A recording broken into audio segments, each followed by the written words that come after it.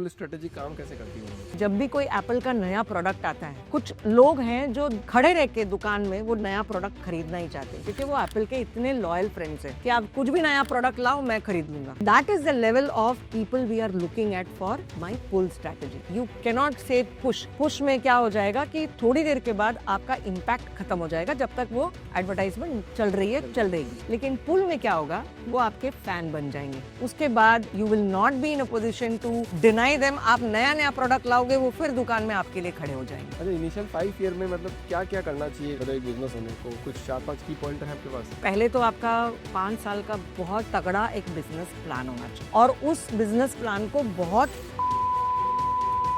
दूसरा, उस business plan को एग्जीक्यूट करने के लिए कितने पैसे चाहिए। तीसरा, वेरी इंपॉर्टेंट थिंग इज मेरे प्रोडक्ट क्या है और मेरा उस प्रोडक्ट में मार्जिन्स क्या है। एक कस्टमर डिपेंडेंसी कभी नहीं होनी चाहिए। You should have multiple customers. बहुत सारे बिजनेस ओनर्स अपने एक कस्टमर को पकड़ के रखते हैं, पर वो कब customer your business has to grow with number of customers, not depending on one customer.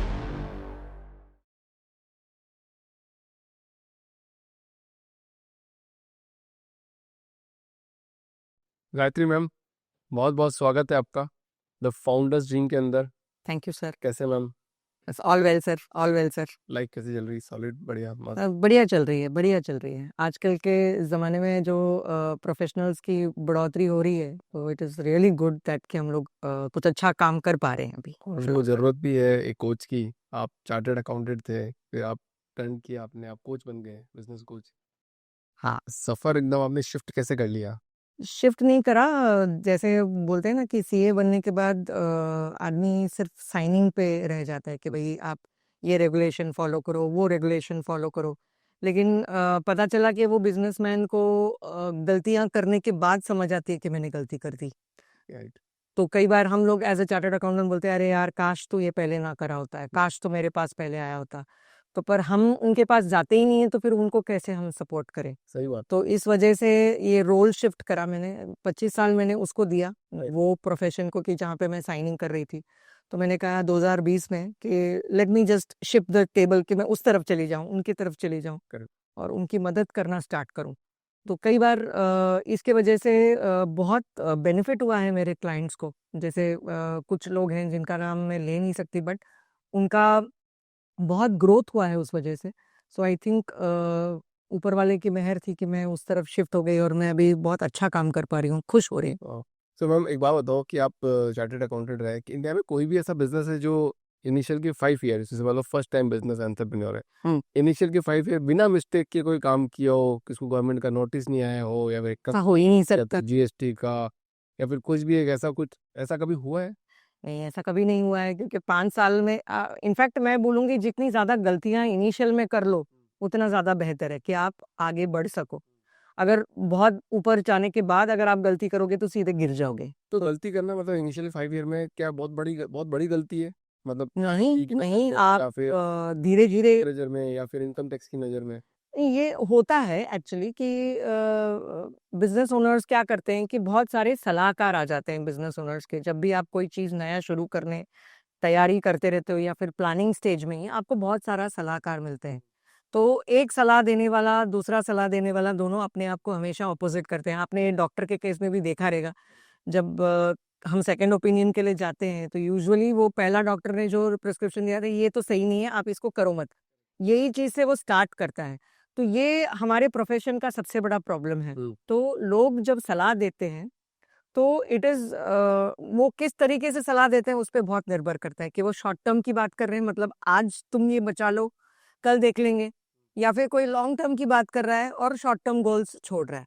तो ये जो मिक्स होना चाहिए, short term and long term goals को साथ में लेके चलना, वहां पे मिस्टेक्स बहुत हो जाती हैं। मतलब बिजनेस करना क्या इंडिया में गुनाह है क्या? मतलब जैसे मान लो कोई बिजनेस कर रहा है आज के टाइम पे, हाँ, और वो इनिशियल 4-5 साल में कोई गलती कर दे, तो उस पे आपको सारे ऑफिसर ब्राइब मांगेंगे, सारे ऑफिसर टैक्स वो मांगे, इंटरेस्ट मांगेंगे और सब कुछ काम करेंगे। तो क्या एक इनिशियल डेज, मैं तो बहुत सारे एंटरप्रेन्योर से बात की, तो एक लेडी एंटरप्रेन्योर से बात करी थी, वो बोल रही थी कि अभिषेक जी, एक बार तो ऐसा हुआ है कि जीएसटी ऑफिसर ने मेरा सीए ने कुछ गलती कर दी और वो भरा नहीं, फिर आफ्टर 3-4 ईयर आए और 10 लाख की मेरे पे पेनल्टी लगा के गए, इंटरेस्ट भी लगाए। मैं तो इतना रोई, मैंने तो सोचा कि मैंने तो क्या गुनाह कर दिया बिजनेस करके। हम्म तो क्या हम्म वास्तव में इतना बड़ा गुनाह है बिजनेस करना इंडिया में? नहीं, गुनाह तो नहीं है, लेकिन हाँ, राइट टाइम पे राइट डिसीजन लेना बहुत जरूरी है। बट जो मेरे को लगता है कोई भी बिजनेस ओनर को करना ही है।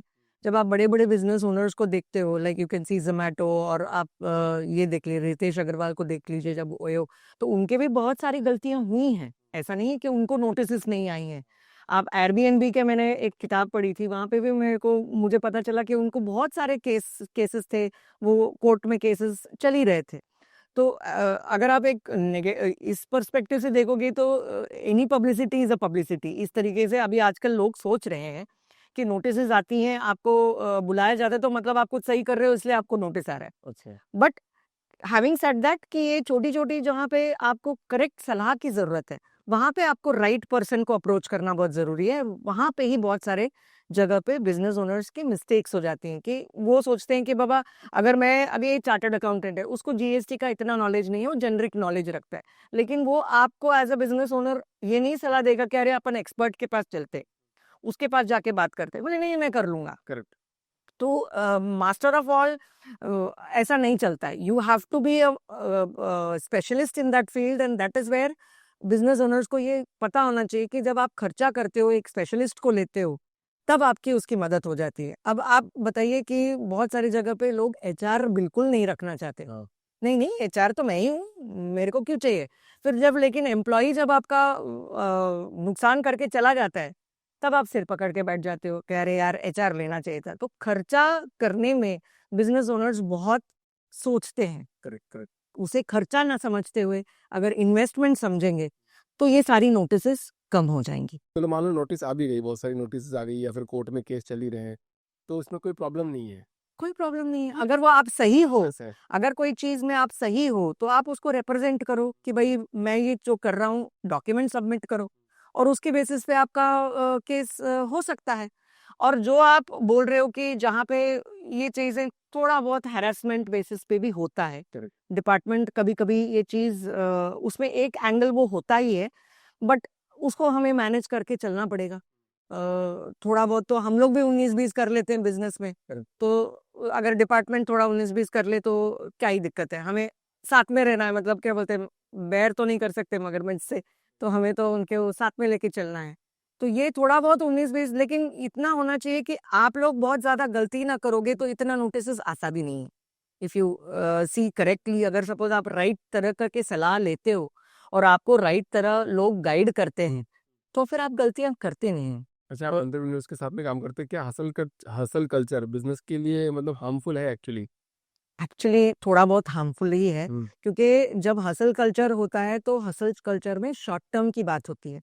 बंदे को लॉन्ग टर्म में इसमें करना नहीं है, ना ही वो किसी को इम्पैक्ट क्रिएट करने की बात है। तात्पुरता मुझे पैसा कमाने, this is the short term goal. Moon lighting करते हैं, या फिर जो आप बिजनेस कर रहे हो उसमें थोड़ा सा ये हसलिंग कर लिया।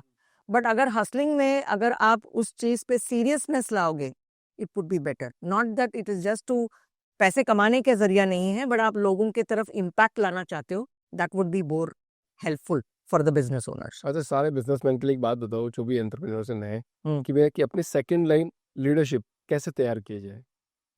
बहुत बड़ी इंपॉर्टेंट बात है ये। एक चीज मैंने मेरी किताब में भी लिखी हुई है सर। एक बिजनेस ओनर था, जिसके अच्छी खासी बिजनेस चल रही थी, अराउंड 50-60 करोड़ की थी। लड़का निकम्मा, लड़का निकम्मा, आई एम सॉरी टू से this, but he is not interested in business. और अगर बिजनेस करना भी है, ओके, एमबीए कर लिया, ये कर लिया, वो कर लिया, ठीक है, लेकिन he is not having that passion to continue the business. उड़ाया जा रहा है, पैसे खर्चा करे जा रहा है, तो वहां पे सेकंड लाइन अगर मैं मेरा बेटा नहीं बना सकता, विच यूजुअली बहुत सारे बिजनेस ओनर्स में नहीं होता। Correct. अब जिस जिस बिजनेस ओनर की मैं बात कर रही हूँ, उनका बेटा उसमें इंटरेस्टेड बिल्कुल भी नहीं था। और ऐसे में अपने पास बहुत सारे एग्जाम्पल्स है जहाँ पे बच्चे नहीं इंटरेस्टेड होते हैं आपके बिजनेस को कैरी फॉरवर्ड करने में।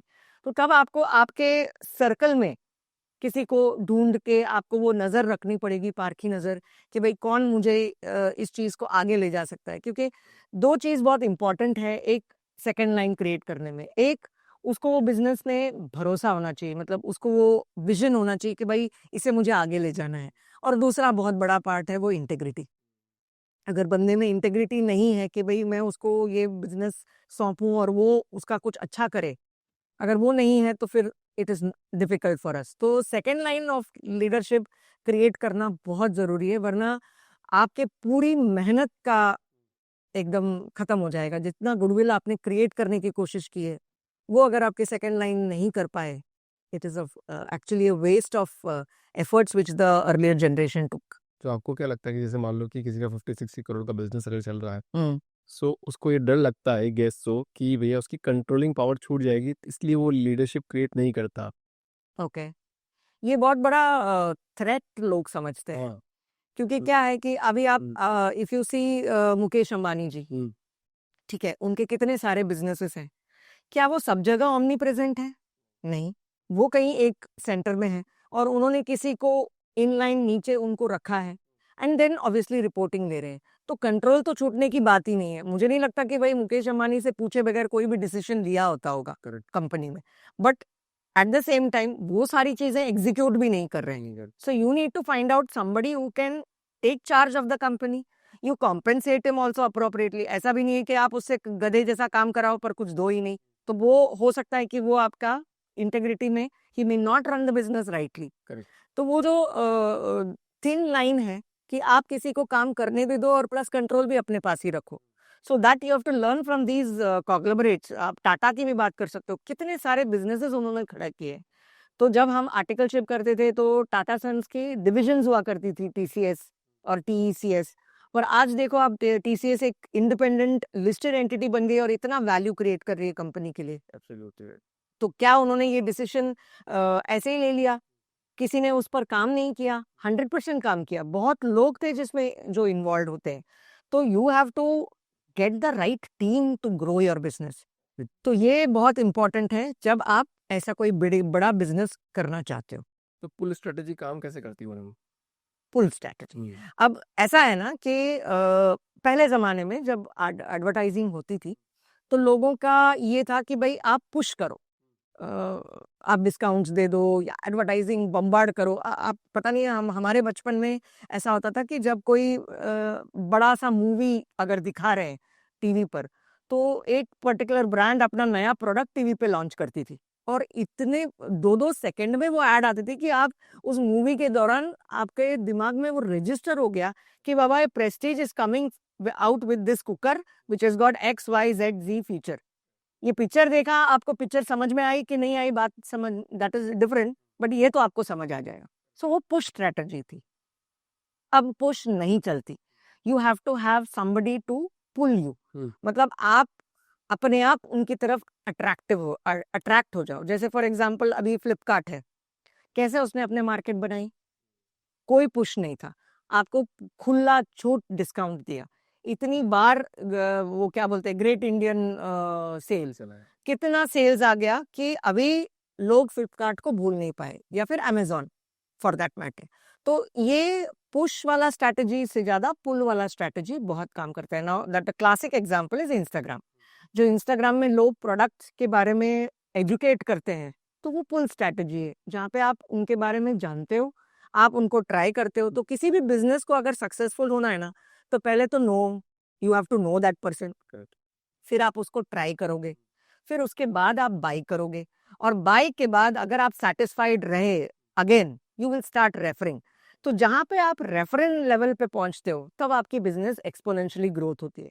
तो हमारे मेंटोर जो है, मुरली सुंदरम सर है, मेरे मेंटोर हैं, वो हमेशा यही बोलते हैं कि अगर आपके पास 1000 रेविंग फैंस आ गए आपकी जिंदगी में, आपको कोई पुश करने की जरूरत नहीं, किसी को कुछ एडवर्टाइज करने की जरूरत नहीं। वो 1000 लोग ही आपको business every day on daily basis they will get you. So that is where हर एक पर्सन का एक टारगेट होना चाहिए कि मैं मेरे फैंस ले आऊं। तो अभी जैसे आप अगर देख सकते हैं, एप्पल के फैंस हैं 1000 से 100% ज्यादा है।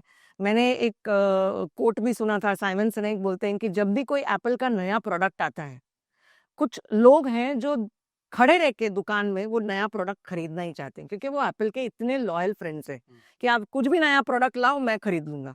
आई will replace it, my old one I will give, I will take it, but मेरे को वो नया प्रोडक्ट चाहिए ही चाहिए। So if that is the level of people we are looking at for my pull strategy, तो आपको वो सटल तरीके से अपने आप को बेचते रहना है. यू कैनॉट से पुश में क्या हो जाएगा कि थोड़ी देर के बाद आपका इम्पैक्ट खत्म हो जाएगा. जब तक वो एडवर्टाइजमेंट चल रही है चल रहेगी, उसके बाद नहीं चलेगी. लेकिन पुल में क्या होगा, वो आपके फैन बन जाएंगे. उसके बाद you will not be in a position to deny them. आप नया नया प्रोडक्ट लाओगे, वो फिर दुकान में आपके लिए खड़े हो जाएंगे. पर ऐसा प्रोडक्ट तो सदियों में एक बार बनता है मैम कि नहीं सर, पुल वाले स्ट्रेटेजी, मतलब जैसे एप्पल की फोन की बात करें तो सदियों वो तो एक एग्जाम्पल मैंने आपको दिया. ब्रांड अभी कम है. तो क्या आपको लगता है कि एप्पल वाला प्रोडक्ट और कोई एंड्रॉयड वाला प्रोडक्ट फर्क है? बहुत सारा, बहुत कम है सर. आप देखेंगे एप्पल में भी बहुत सारी कमियां हैं, बट उसको किस तरीके से ब्रांड किया गया है, वो आपको एक फील देता है ऑफ अ प्रीमियम. मतलब अगर सपोज मैं आईफोन निकाल के अगर एयरपोर्ट में जा रही हूँ, आई फील द प्राइड.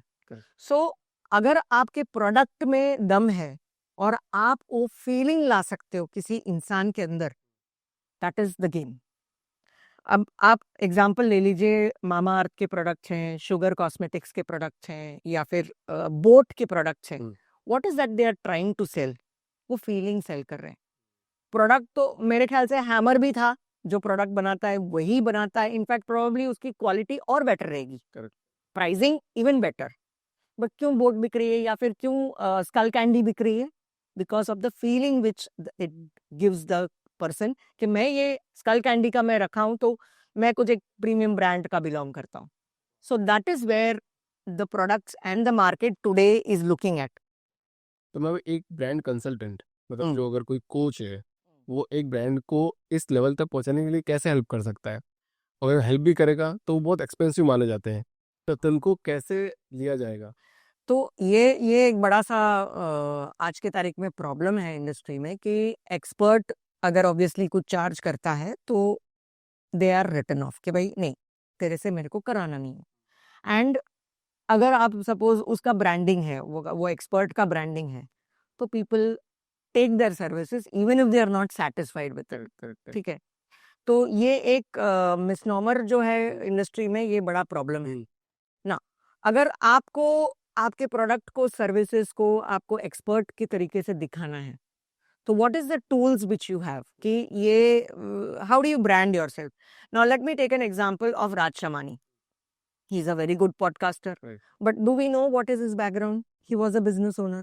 ठीक है, फिर उसके rather second generation business owner था, तो वो उसने अपने पापा के बिजनेस को आगे बढ़ाया. Then what he started? He started promoting other business owners in his podcast, and he also wrote a book. So he became a brand by doing these two activities. And now, if anybody is wanting to call Raj Shamani to take a keynote, क्या वो free में आएगा? नहीं. तो वो branding उसने अपने लिए खुद क्रिएट की. बॉम्बे शेविंग कंपनी का Shantanu. You see so many brand people have created. अभी वो बॉम्बे शेविंग कंपनी को उसको बेचने की जरूरत नहीं पड़ती है. शांतनु इज नोन, अभी ये इसकी कंपनी है, चलो इसका खरीदो product, and obviously the product is good. By far जितने भी हम कंपनीज देखते हैं उनके प्रोडक्ट अच्छे होते हैं. तो मतलब खुद की ब्रांडिंग करना बहुत इंपॉर्टेंट होगा. बहुत इंपॉर्टेंट है सर. खुद की branding is very important. Very important. Now if you take my case also, अब मैं ऐसा कोई अजूबा वाला डिग्री तो नहीं है, चार्टर्ड अकाउंटेंट है, हजारों पढ़े हैं, मेरी गली में ही 5 रहेंगे. अच्छा, एक गली के अंदर. ठीक है, तो अगर आप बोल रहे हैं कि कोई वॉक इन कस्टमर आता है और बोलता है कि मैम मेरा टैक्स रिटर्न फाइल कर दो, ठीक है, मैं चार्ज करूंगी 1000, वो बाजू वाला बोलेगा 900, तो चला जाएगा वहां पे. बट अगर सपोज मैंने अपनी किताब लिख दी है, 1000 तो मेरा भाव है ही नहीं, so I am out of that league कि मैं 1000 में लड़ रही हूँ. I have reached a position of 5000. तो अगर कोई टैक्स रिटर्न फाइल करना है, 5000 मिनिमम तो मैं लूंगी. कैसे लूंगी? क्योंकि बिकॉज मेरा ब्रांड इमेज क्रिएट हुआ है कि I am a book writer. तो एट द मोस्ट आज की तारीख में Saraswati is respected more than the Lakshmi. So you are a writer, तो आप लिखे हैं तो अरे कुछ तो आता होगा इसलिए लिखा है इसने. तो ये एक थॉट प्रोसेस लोगों में रहता है. तो हम लोग सिखाते हैं कि आप किताब कैसे लिख सकते हो. So you right the book, create that brand value. तो today I am able to command 5000 and I tell no to the 1000 person कि बाबा मेरे को तेरा काम करना नहीं है. So that kind of maturity has come in. ये मेरे को पहले नहीं था. जिस दिन मैंने अपना दुकान डाला, 500 रुपया, 200 रुपया, I have taken so many clients at that pricing. But अगर मैं उसका टाइम इन्वॉल्वमेंट देखूँ ना, वो मेरे 5,000 रुपए का टाइम लेके गया है, लेकिन 500 ही देके गया है। और कभी कभी तो वो 500 देता भी नहीं है। मतलब सबको अपने अपने कस्टमर खुद ढूंढने पड़ते हैं, कि चाहे वो 500 रुपए का हो, चाहे वो 5 लाख रुपए का हो, चाहे 5 करोड़ रुपए का हो।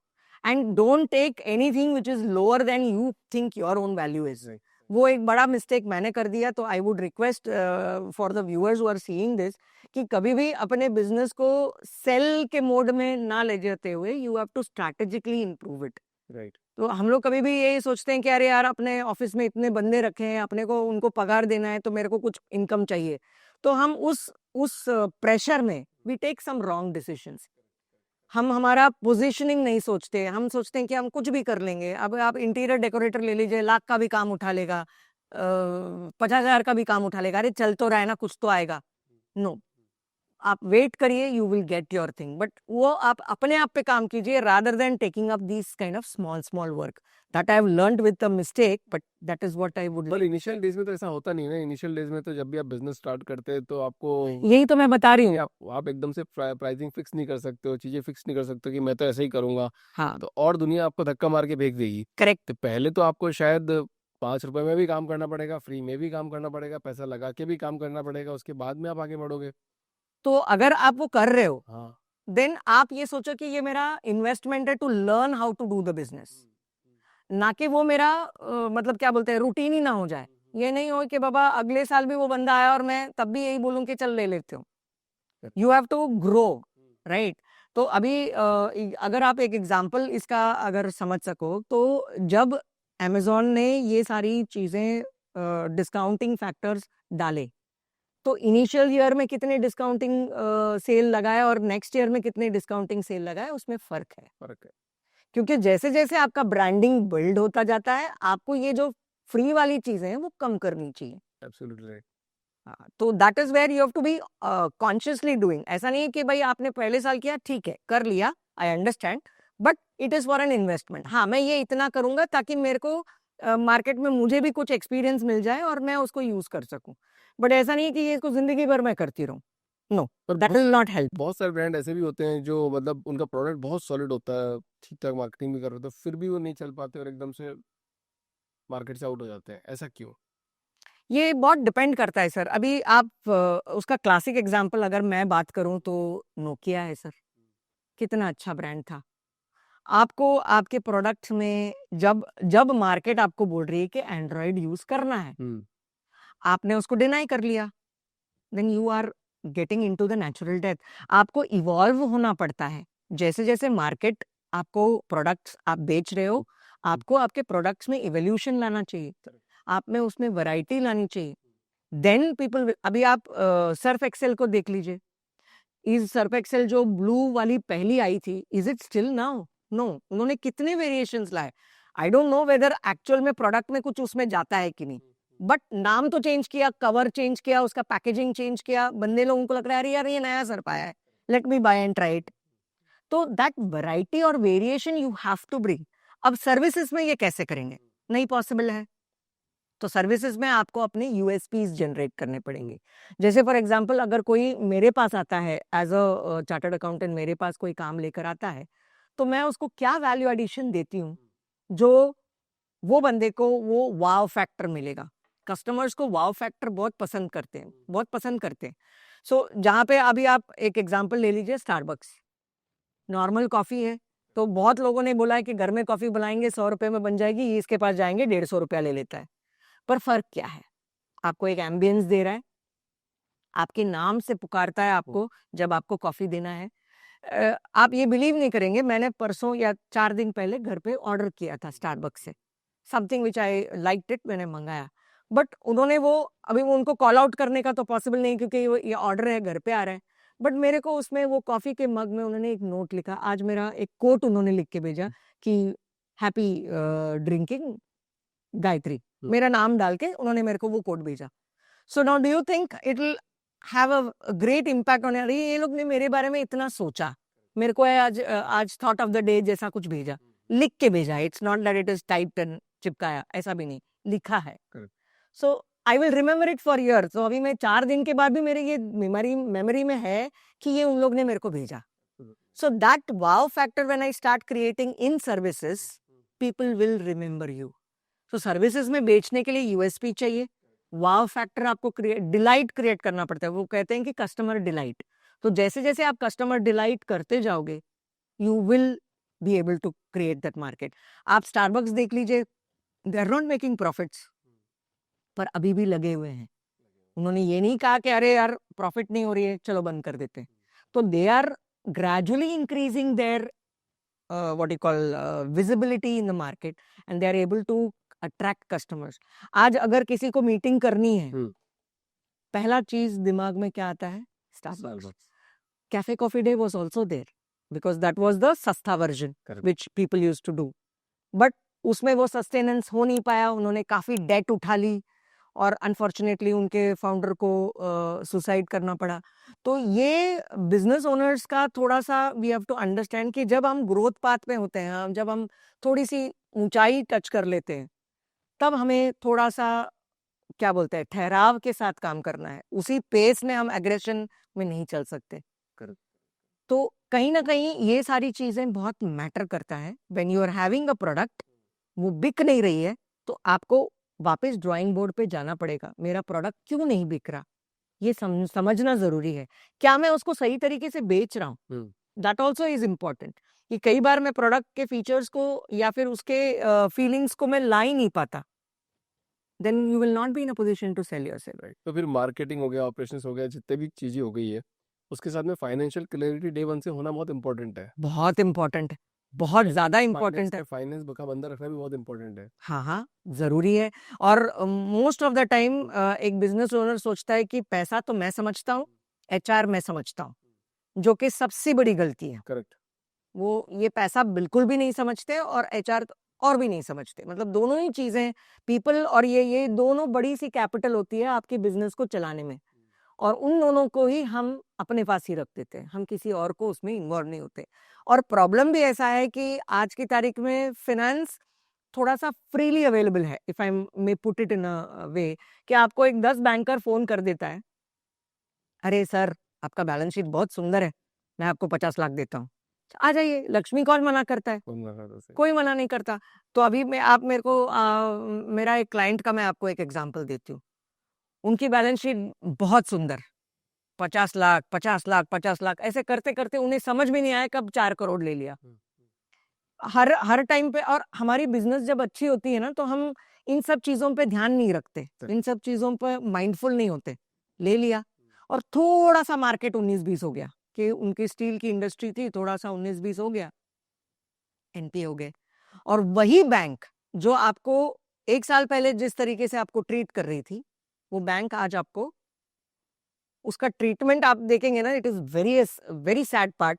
वो आपको गाली गलौज पे उतर आते हैं कि पैसे क्यों नहीं दे रहा है. हाँ, पैसे कब देगा. हाँ, ये बहुत मतलब वो एक क्या बोलते हैं आप, 360 डिग्रीज ट्रांसफॉर्मेशन हो जाती है वो लोग जब आपसे बात करते हैं.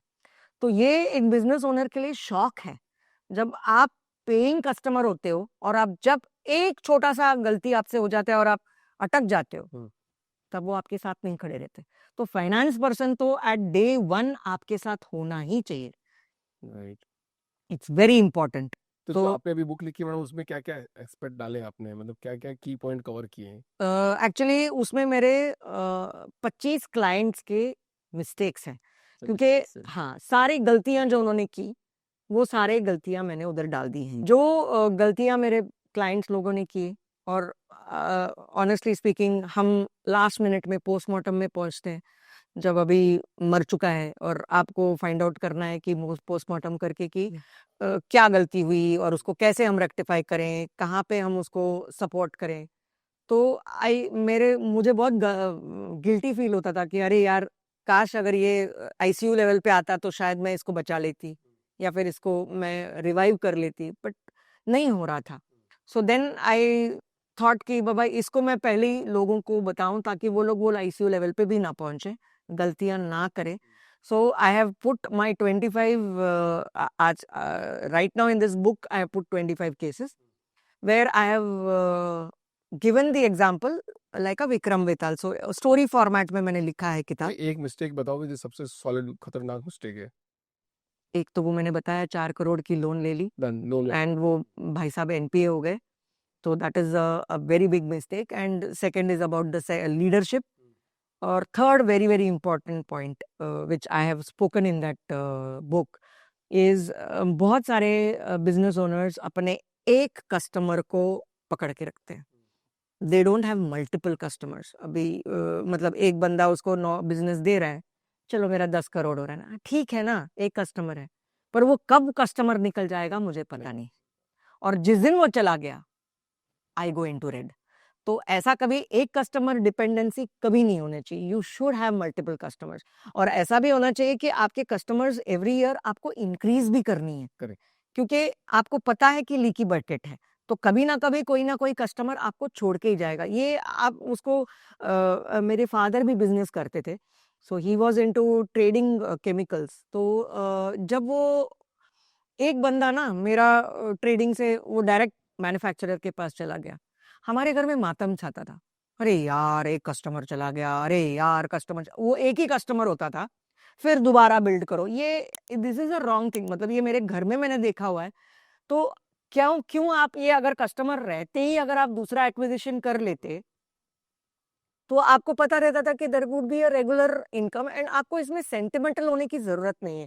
कस्टमर है आज तो कल चला जाएगा। उनसे आप ये एक्सपेक्टेशन नहीं रख सकते कि वो लॉयल्टी, मतलब यहाँ पे कोई शादी नहीं हुई है।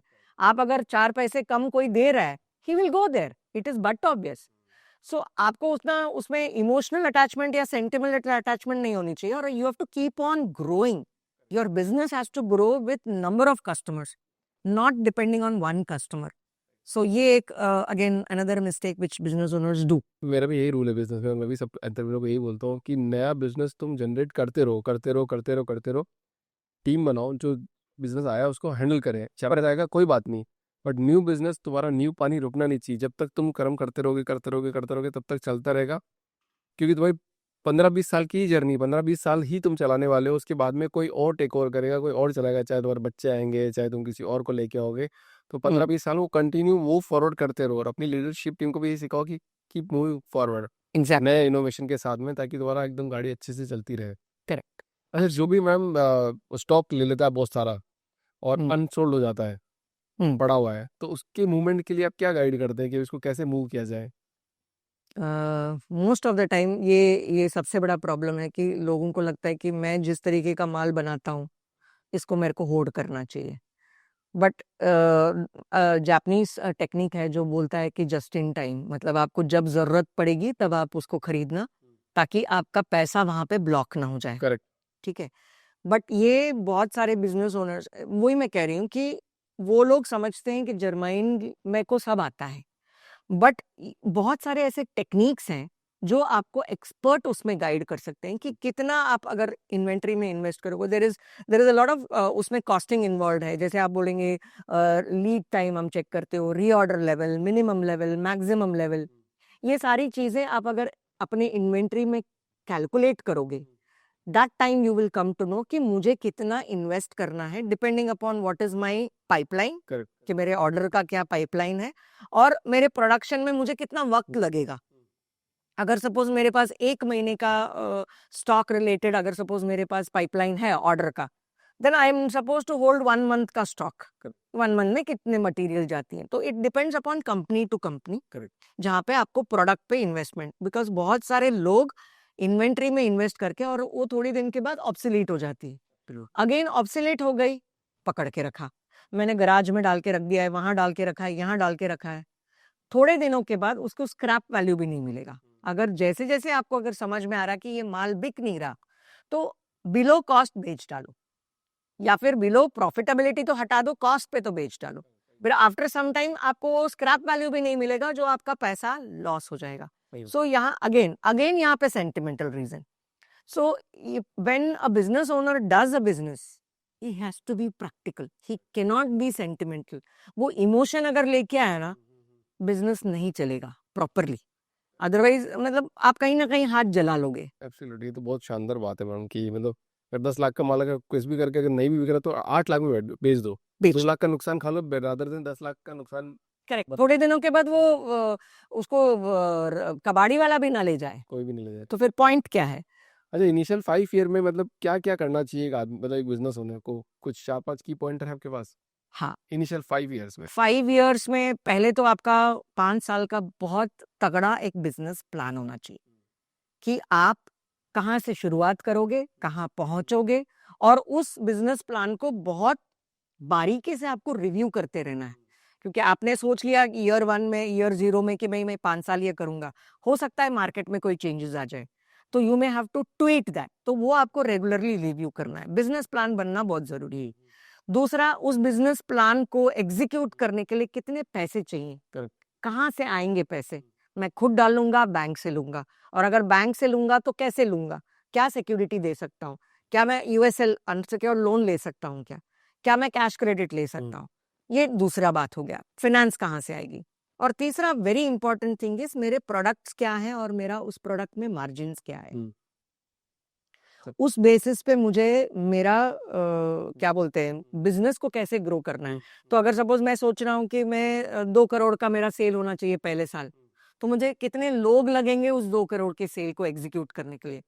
क्या वो 2 करोड़ के सेल को एग्जीक्यूट करने के लिए जो बंदा मैं ले रहा हूँ, क्या वो एग्जीक्यूट कर पाएगा? सो ये रिव्यू करते रहना बहुत जरूरी है। खुद ही हम सब कर लेंगे ये नहीं पॉसिबल है, तो हमारे लिए पूरा टीम खड़ा करना बहुत जरूरी है। बहुत लोग ये सोचते हैं कि मैं जैसे जैसे आगे बढ़ूंगा ना, मैं लोग लेते रहूंगा। ऐसे होता नहीं। आपको लोग लेते रहने पड़ेंगे, और उसमें से कुछ फिल्टर भी होंगे, निकलते जाएंगे। निकलते ही जाएंगे, क्योंकि जिनका अलाइनमेंट आपके साथ नहीं बैठ रहा वो आपके साथ नहीं रहेगा। यहाँ पे भी बहुत इमोशनल हो जाते हैं, अरे यार तू कैसे छोड़ के जा सकता है, मैं तुझे पैसे नहीं दूंगा। Lot I have also done this, to be honest. But जब ये समझ में आया कि भाई इतना प्रैक्टिकलिटी है कि लोग आपके साथ जुड़ेंगे, आपको छोड़ के जाएंगे, ये आम बात है। करेक्ट। आपके साथ जो जुड़े हुए हैं, अब तक जुड़े हुए हैं, बी ब्लेस्ड फॉर दैट। ना कि जो छोड़ के गया उस पर आप रो रहे हो। जो कि कोई है आपके साथ बंदा, कोई 3 या 4 साल आपके साथ है, उनको यूटिलाइज करो, उनके प्लस देखो, उनका वीकनेस देखो। और कई बार ऐसा होता है कि बिजनेस ओनर किसी को ले लेता है, वो बिजनेस कर नहीं रहा, फिर भी हम उसको पगार देते जा रहे हैं, बोनस देते जा रहे हैं, पर वो कुछ डिलीवर नहीं कर रहा। क्यों? मैं कैसे बोलूं उसको छोड़ने को जाने के लिए? मेरे लिए तो ये मतलब ये आया है, मेरे पे फेथ रख के आया है, मेरा लॉयल्टी है। अगेन बीइंग सेंटिमेंटल, प्रैक्टिकलिटी चाहिए। तो आपको जितना मतलब मैंने ये बहुत सारे मोटिवेशनल स्पीकर से सुना है कि you have to hire slow but fire fast. Absolutely right. Because अगर जैसे आप फायर नहीं करोगे तो आपके हाथ जलते जाएंगे, क्योंकि आपने जो बिजनेस प्लान बनाया पर अगर वो विजन में साथ जुड़ नहीं रहा, तो कितने दिन आप उसको पालोगे? मैं आप ये कहना चाह रहे हो कि लोग लेते रहो, बिजनेस बढ़ाते रहो, ना कि बिजनेस बढ़ा के लोग लेते रहो। हाँ, लोग लेते रहो, वो इन्वेस्टमेंट करना पड़ता है। हाँ। कि अगर बहुत लोग ऐसा बोलते हैं ना कि बेंच पे मुझे बिठाना, अभी काम नहीं है। मैंने खुद ने करा है सर, मैंने बंदे को उठा लेती थी, काम तो है नहीं, तो अब क्या काम करना है, तो मैं उठाती थी 200 रुपया 300, अरे कुछ तो एंगेज रहेगा। That is the mistake I am doing. I am not suppose to do that. अगर मैंने बंदा काम लिया है तो उसको मार्केटिंग में यूज करो। देखो तुम कैसे उसको मार्केटिंग में यूज करके वो कैसे सेल्स जनरेट कर सकता है, ना कि ये 200 रुपए के काम उठाओ। करेक्ट। तो आपके विजन में आपको बहुत फिक्स्ड होना चाहिए। और यूजुअली मतलब जितना मैं बोल रही हूँ आसानी से, उतना आसान है नहीं कोई चीज, I understand, but slowly and steadily you can do this. It is not that कि ये इम्पॉसिबल है, धीरे धीरे आपको करना है।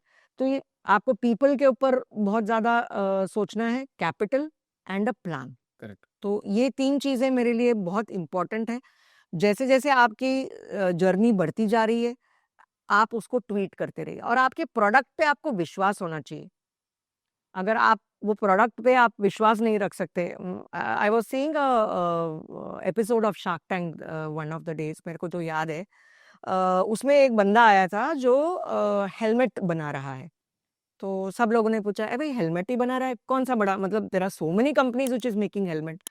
सर लेकिन इसमें एक वैल्यू एडिशन है कि जैसे ही सपोज ये बंदे का कोई एक्सीडेंट अगर हो जाता है, तो वो हेलमेट में एक ऐसा जीपीएस का एक ट्रैकर है जो immediately will call the nearest hospital, and the hospital people can come and rescue that person. So that's where the value was created. So आप भी जो भी प्रोडक्ट बनाते हो, you have to create value to your customer. तो वो पीयूष बंसल बोला, very good, you have thought so much about it. Helmet तो सब लोग बना लेते, तूने ये सोचा, that creates the value to the customer. So whenever I'm doing a product, whenever I'm giving a services, मेरे पास कोई value to customer आना ही चाहिए. That will create the USP for me, and then I will know कि मतलब वो क्या बोलते हैं ना कि it has to have some impact which will create in the business. आप अगर अभी ऑनलाइन बिजनेसेस देखेंगे, इम्पैक्ट क्या था कि आपके क्या बोलते हैं कंफर्ट जोन में बैठ के आप ऑर्डर कर सकते हो, आपको दुकान में जाने की जरूरत नहीं है. So that has been received so well, बहुत अच्छे से, क्योंकि एक कंफर्ट आप दे रहे हो, right. So you also when you are doing your business, ये एक जो आपको you have to find out what is that comfort you are giving to the customer, and that will be the way you will sell it. So ये products जब आप बनाते हो, these should be, मतलब आप फीलिंग सेल कर रहे हो, not the features. This is, मतलब ये हमारे मेंटोर हमेशा ये बोलते हैं कि जब हम सर्विसेज देते हैं, डोंट सेल फीचर्स कि सर मैं ये भी कर दूंगी, वो भी कर दूंगी. नहीं, show the value add which you are giving to the customer, and that will create an impact. तो गायत्री मैम, इस पॉडकास्ट का एक आखिरी सवाल आपसे पूछता हूँ कि ऑनेस्ट आंसर देना कि कोई बोले कि बिना पैसे स्पेंड किए कस्टमर को ऑनबोर्ड किया जा सकता है, तो क्या आपका आंसर होगा? Which can happen only organically. अगर आप but if I have to reach to customer, जैसे मैंने कहा ये पुल स्ट्रैटेजी है, तो अब मुझे उनके घर पे जाना है, वो मेरे द्वार नहीं आने वाले. I have to go to their place. उसके लिए तो मुझे खर्चा करना पड़ेगा, विदाउट वो नहीं होगा. और अगर मैं नहीं चाहती कि मैं किसी के घर पे पहुंचूं, तो मैं अपना इंडिविजुअल अपना इमेज क्रिएट करूं, किताब लिखूं, उसके किताब में जो जो लिखा है वो मैं लोगों से शेयर करती रहूं, कहीं पे जाके की नोट्स देती रहूं, बशर्ते प्रो बोनो हो. कहीं पे फोरम में जाके मैं अपना ज्ञान शेयर करूं और उनको बोलूं कि भाई मैं, आप आ जाइए, मैं प्रो बोनो में आपको हेल्प करने को रेडी हूं. तो that is possible, but yes, there has to be a study process for that. It will take its own sweet time. Absolutely right ma'am. तो आपने तो पूरा एक बिजनेस क्लास बना दिया आज आप एंटरप्रेन्योर्स के लिए, और सारी बातें बता दी जो मैं भी बताता हूँ और आप भी सेम बता रहे हो, और जो लोगों को फॉलो करनी चाहिए. तो thank you so much ma'am for coming in this show. तो समय काफ़ी एनर्जेटिक और धुआंधार आपके आंसर दिए. आपको लग रहा था कि आप आंसर नहीं दे पाएंगे, but it was very precise और super sharp answers thank you. For all the founders. Thank you so much. Thank you so much. Thank you. मजा आया.